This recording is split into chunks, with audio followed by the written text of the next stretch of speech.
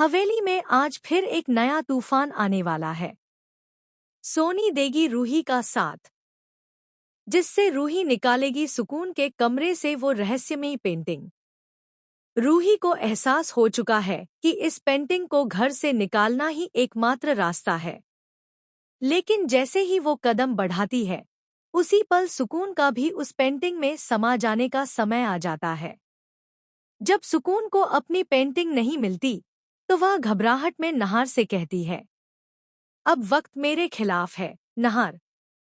अगर उस पेंटिंग को वापस ना लाया गया, तो सब खत्म हो जाएगा।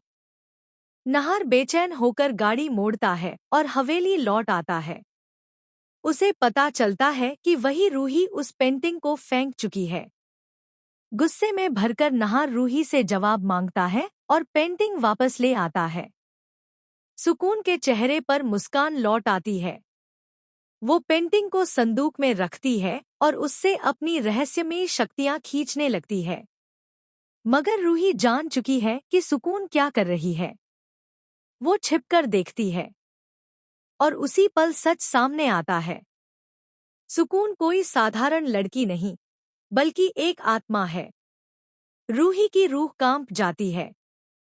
वो दौड़कर घरवालों को सच्चाई बताना चाहती है, पर दादी उसकी बातों को झूठ समझकर उस पर बरस पड़ती है।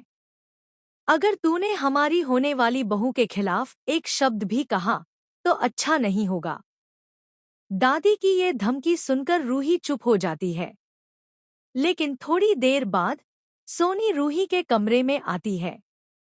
वो रूही का हाथ पकड़कर कहती है, मुझे तुझ पर भरोसा है, रूही।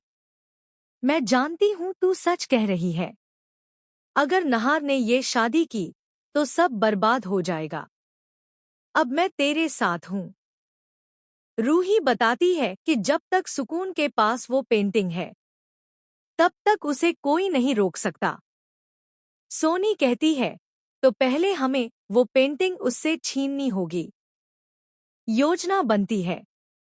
सोनी सुकून के पास जाती है और मीठे शब्दों में कहती है, अब मुझे भी लगने लगा है कि तू हमारी बहू बनने के काबिल है। मैं तुझे अपनी खानदानी साड़ी देना चाहती हूँ।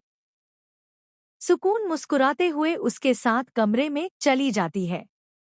उधर रूही मौका देखकर वो पेंटिंग कमरे से बाहर निकाल देती है।